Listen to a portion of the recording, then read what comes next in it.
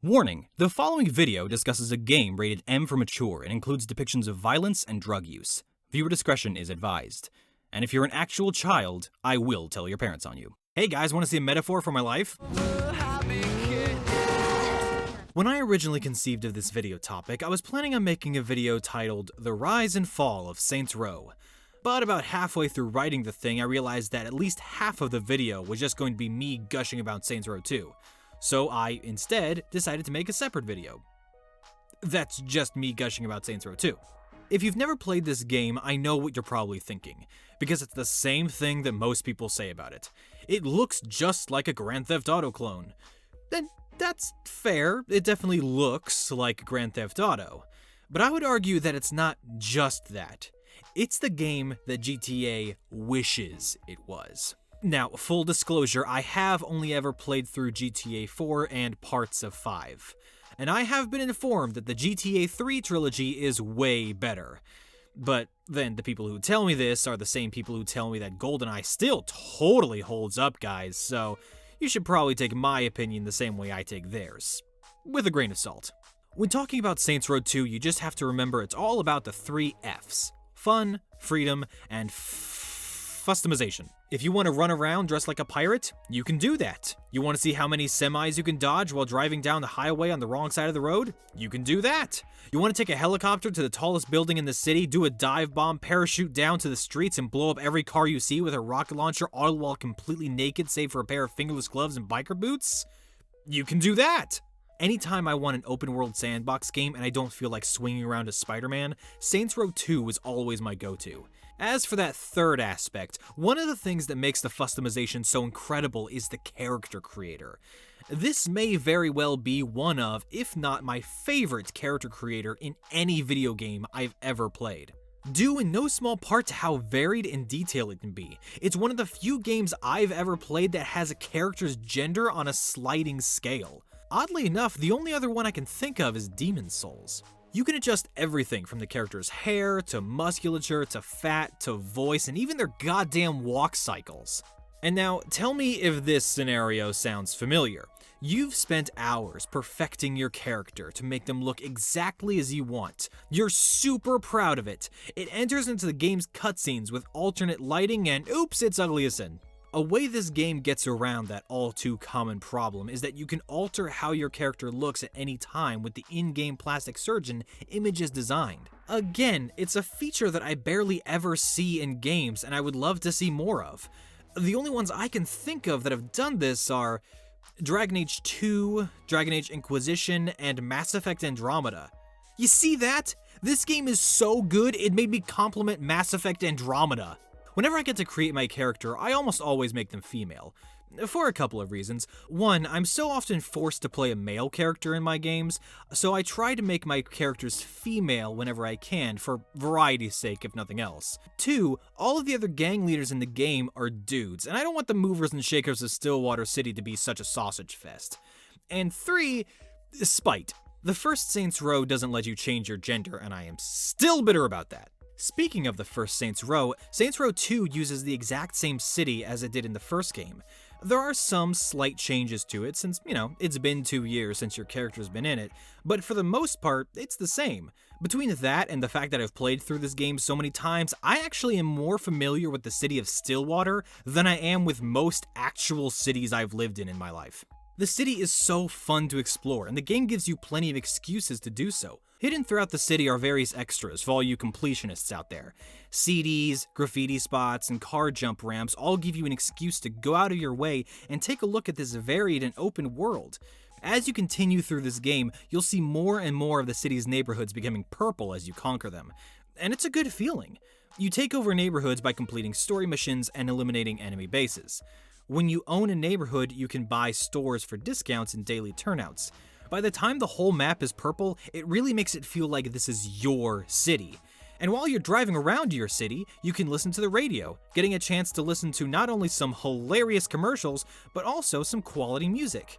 It's a good peek at the music that was popular when this game came out. It's also almost all copyrighted, so it made it a bitch to figure out what I was going to use for background music in this video, but whatever. Another way the game encourages you to explore the world and all the game has to offer is through the respect mechanic. You need respect in order to start new story and stronghold missions.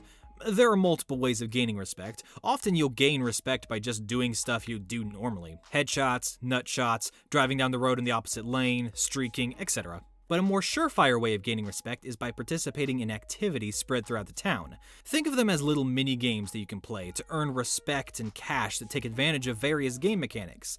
They each have a set number of levels that get more and more difficult as you progress through them. Some of them are definitely more fun than others. My personal favorites were the fight clubs and Hell Assault, but some, like Crowd Control and Trailblazer, I had less fun with. Luckily, there are enough activities throughout the game that you can easily pick and choose which ones you want to take part in and which ones you want to pass on. Another thing I do really like about the activities is that each one has a humorous cutscene right before it so as to give you context and legit reasons to do what you're doing. As if I needed a reason to do a rail shooter where I literally spray shit on houses and cop cars. There is, however, one obvious downside to the activities and respect mechanic. As I said, respect is needed in order to do story missions and gang strongholds, but when I already own 2/3 of Stillwater, it's a little odd that I need to somehow get more respect by taking part in demolition derbies in order to progress. Like, shit, man, I already own the entire north and west side. How much more respect do you need? And hey, since we're already talking about things I don't like about this game, let's talk about the combat. The combat, as the French say, sucks ass. At its base level, it's just a simple point gun at bad guy till bad guy falls down, and it never really gets any more complex than that. But that's not what makes the combat bad. What makes the combat bad is just how janky it all is. World glitches are definitely a thing that happens a lot. Well, on the bright side, at least I won't forget where I parked. The AI is very stupid, and I had several fish in a barrel type situations. The game also does very little to indicate when you're taking damage until it's too late.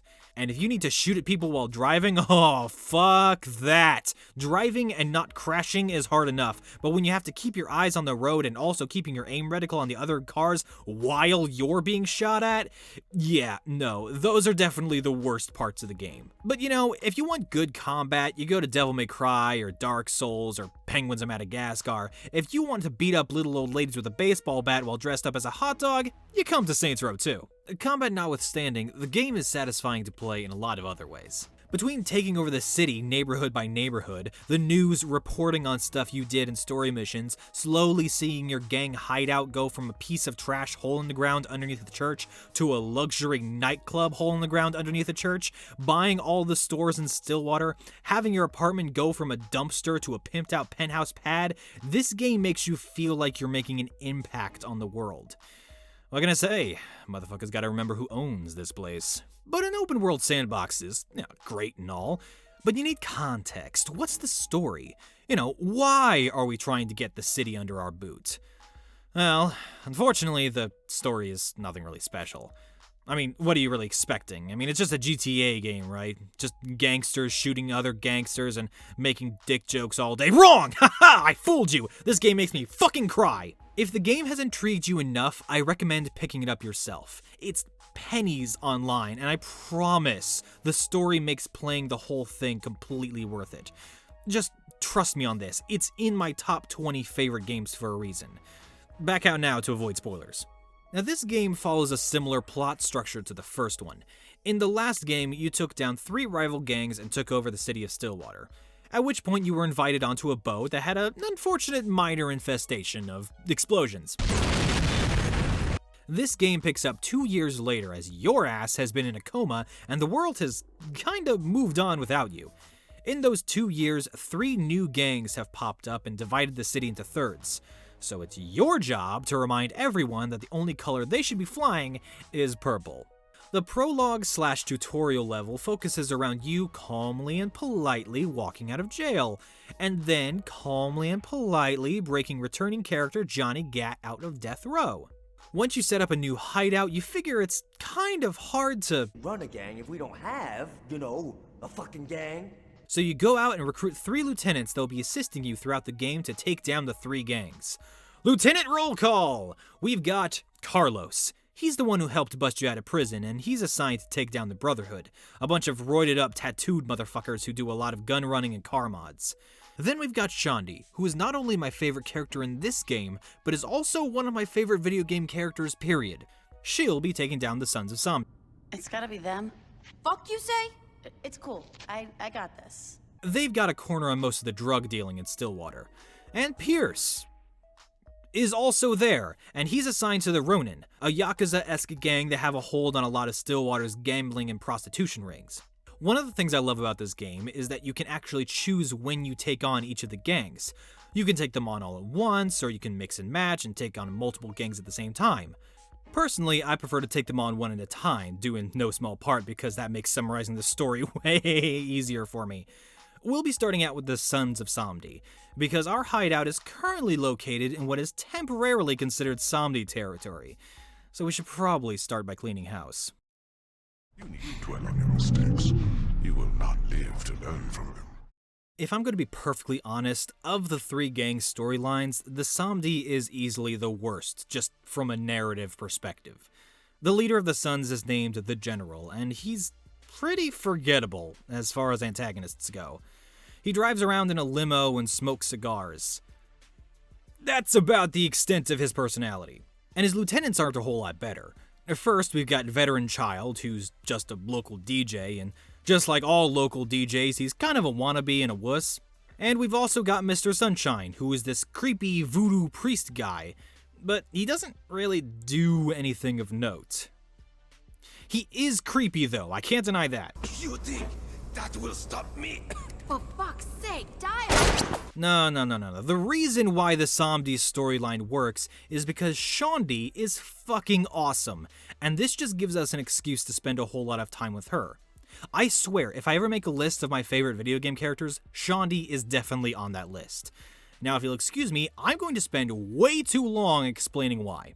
There's a problem in a lot of writing where male authors will try so hard to make a badass female character that they end up going too far in the opposite direction, where the character is basically just like the other macho men characters surrounding them, but this time with different genitalia. But with Shaundi, they don't do that. Well, at least not until Saints Row 3, anyway, in which case it's all completely thrown out the window, and God forbid we have any consistently good writing. Fuck Saints Row 3! The thing that I like most about Shaundi is that she doesn't need to be one of the boys in order to be considered badass and on par with the rest of the group.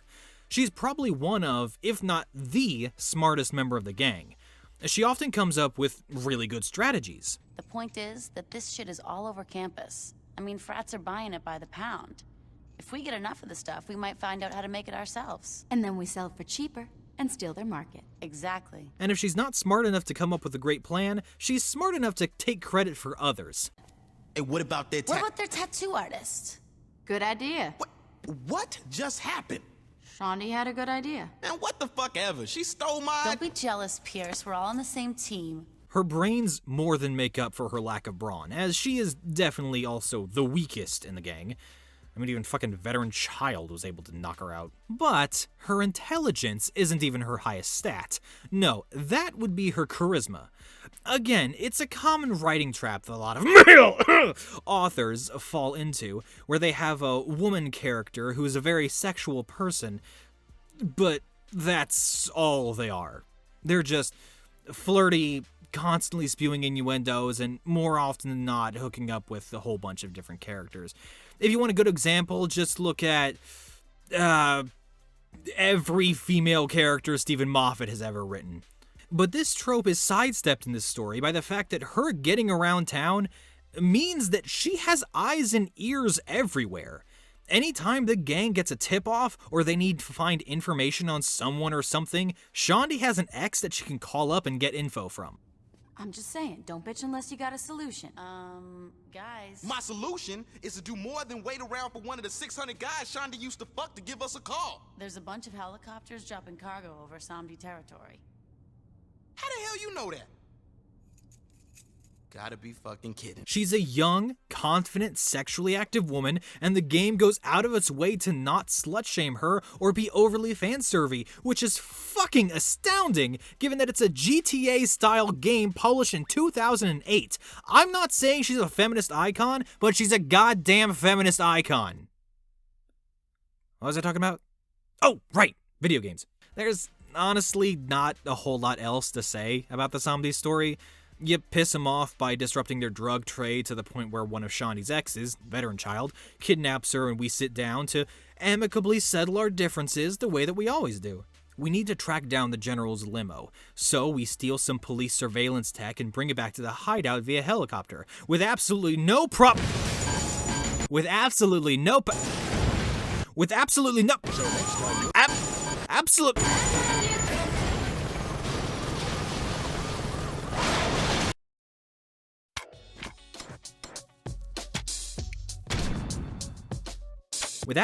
problems whatsoever, since piloting a helicopter is super easy and doesn't get at all janky, frustrating, and annoying. One more cool thing of note in the samedi storyline is that it's probably one of the best examples of seeing your influence on the world in action. Depending on how long you take to finish the Sun's questline, you'll probably hear VC being a DJ in one of the radio stations. But then, once he's killed, that station is bought up by the huge conglomerate corporation called Ultor, and they replace him with a pre-recorded automated voice as the new DJ. Ultor FM.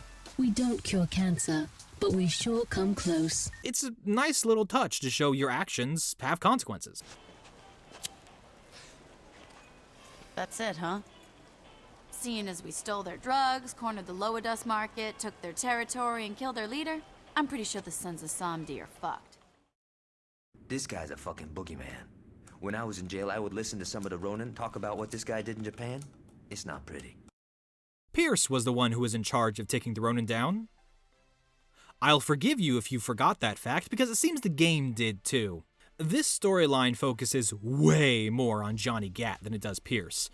Pierce is really more of a straight man to other people's antics, rather than having a personality of his own. Not that he's necessarily a boring character, but when he's surrounded by other, much more vibrant personalities, he's often kind of pushed to the background. I often forget he's even in this game, but hey, since the game seems to want to forget about Pierce and focus mostly on Gat, who am I to disagree? Johnny Gat is the only returning member of the 3rd Street Saints, other than the player. The man is a psychotic, vicious, serial murderer. And I mean that in the nicest way possible. Mr. Gat, you've been convicted of over 300 murders. Do you really expect this appeal to work? I figure with the statute of limitations, it really should be closer to 250. There's no statute of limitations for murder. Why the fuck not? Because while he's certainly a deranged psychopath with a long history of violence, he's a fun deranged psychopath with a long history of violence. But not in a sadistic kind of way. More of a, I went out to the store, picked up some milk, dropped off my dry cleaning, killed a couple of guys who looked at me funny, and then went and had lunch kind of way. The man really holds little to no regard for any human life. Well, that is with one major exception. Who the hell is that? Yo, that's our new house guest, baby. Aisha is Johnny's girlfriend of several years. She was introduced in the first game as a friend of the Saints, but was under binding contract by a rival gang's record company. After faking her death, Gat's been keeping her safe. Any scene that has the two of them is a joy to watch. The two have a lot of great chemistry. I'll die before I tell you. Yep. Johnny! It'll wash out. It better. Aisha clearly does a good job of reining Johnny in. He's considerably more mellow in Saints Row 2 than he was in Saints Row 1. She's a strong, confident woman, and she's the best thing in Johnny's life, and really the last spot of humanity that Johnny has. Johnny, it's a trap!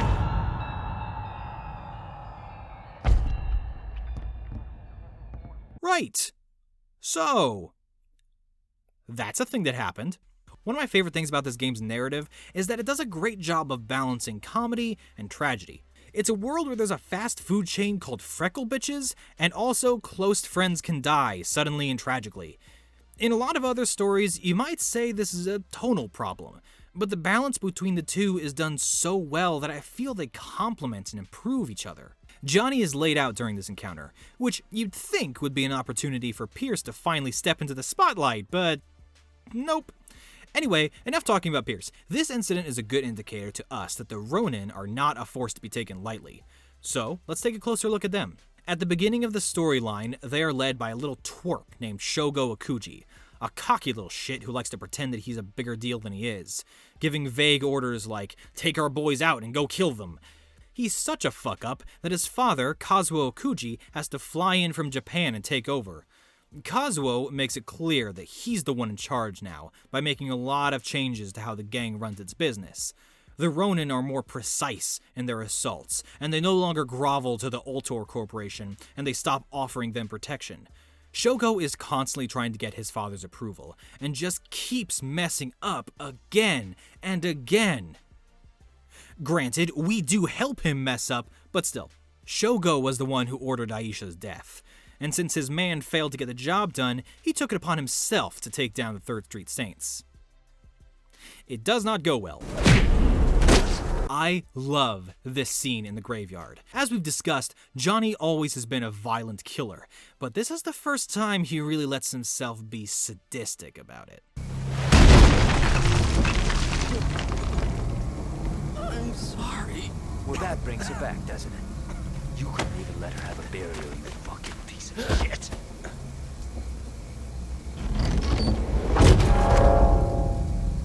No, please. No. Kill me, but don't do this. Just kill me, damn it. Don't do this.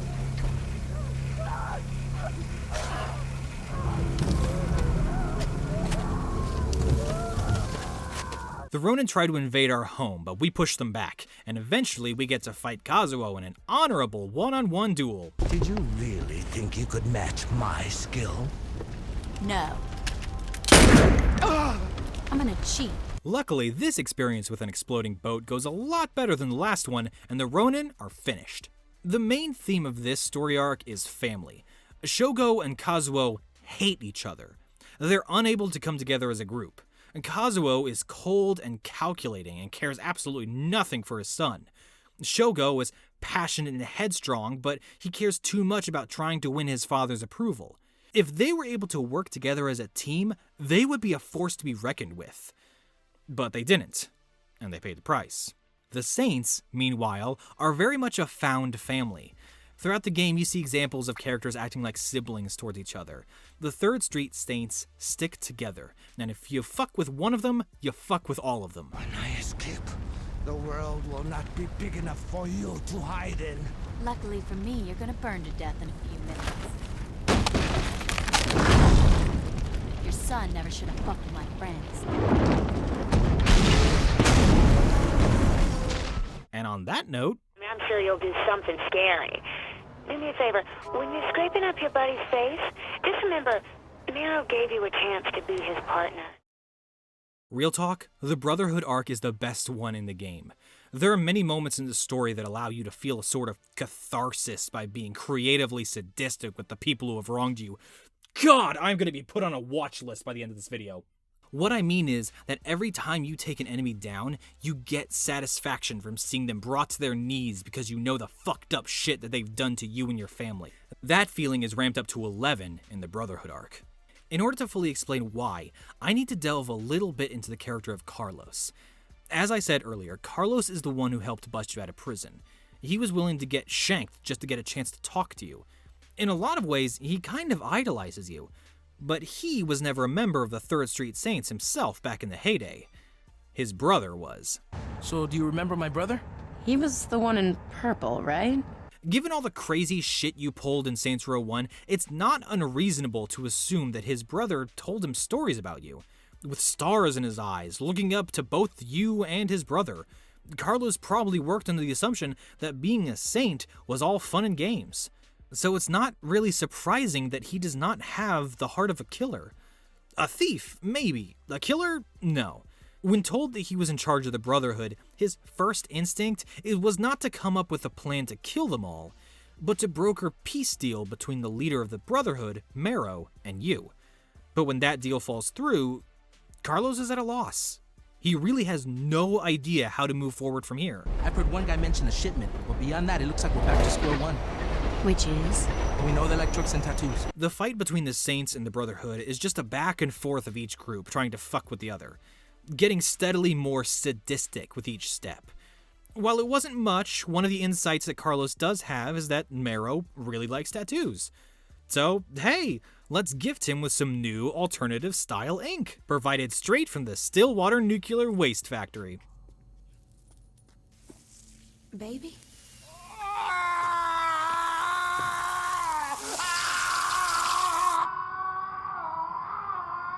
So, in retaliation, the Brotherhood kidnaps Carlos. Hey, no worries. One of my lieutenants has been kidnapped before. I can handle this. All I have to do is chase down the truck that he's being held in. Easy. Okay, there it is. Now I just have to... What's that trailing behind it? Oh. Oh. The scene after you rescue Carlos is the scene I think of the most when I think of Saints Row 2. Instead of talking over it, I'm just gonna let it play out.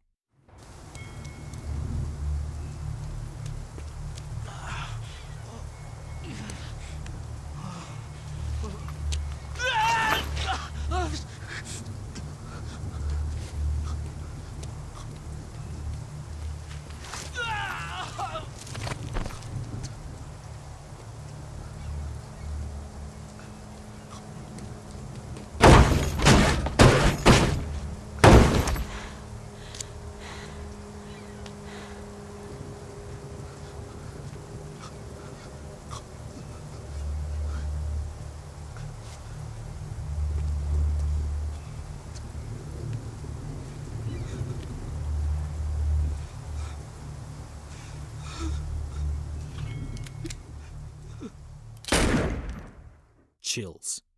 Every time, chills. But since Marrow upped the ante, we need to do the same. Cause you see, I was unaware that we were allowed to use vehicle-based revenge, but now that I know, well, it would almost seem rude not to respond in kind, wouldn't it? Please let me out of here!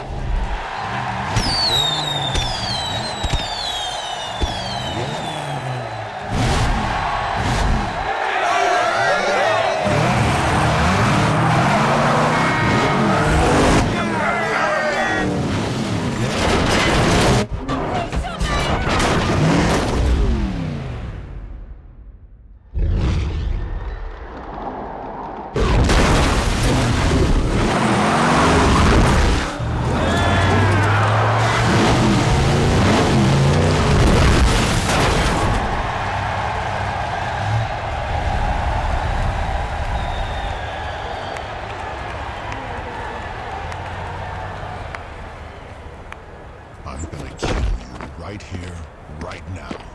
No, you're not. What's this? Do me a favor. When you check the trunk, just remember you should have offered me something better than 20%.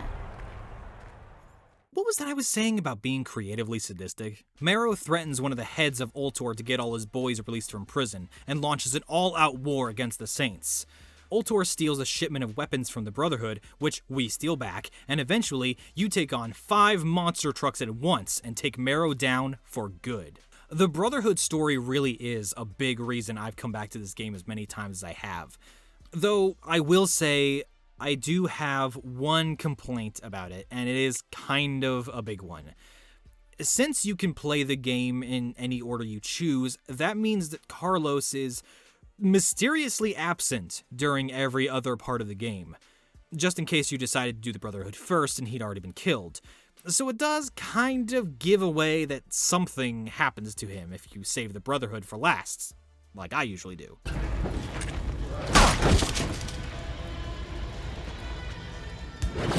Any last words? Go to hell.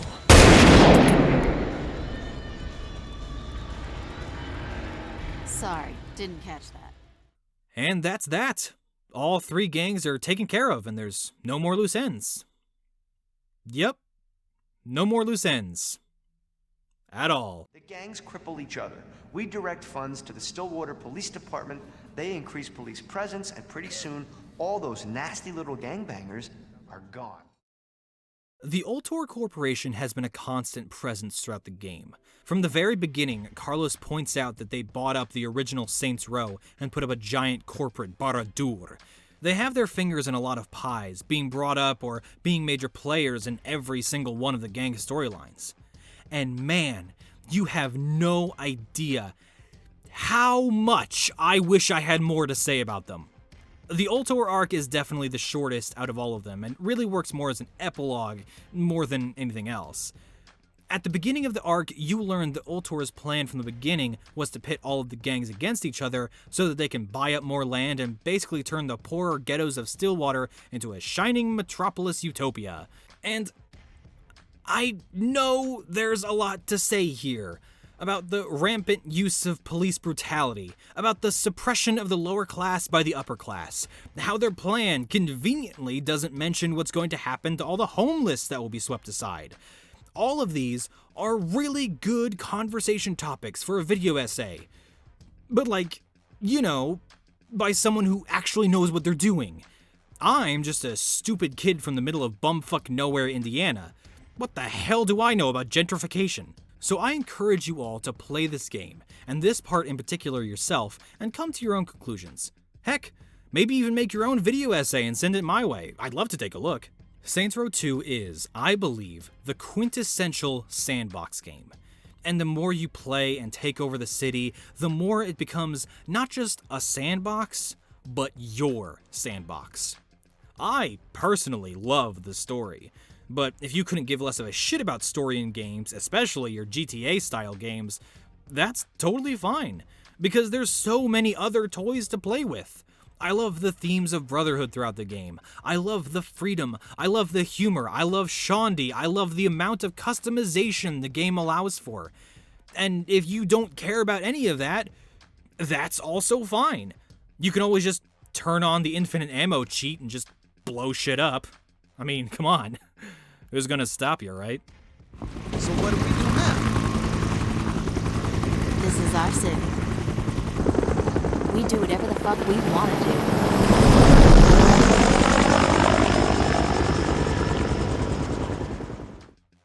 Thanks for watching, everyone. This video was requested by a friend of mine, and it took way longer to make than I would have liked.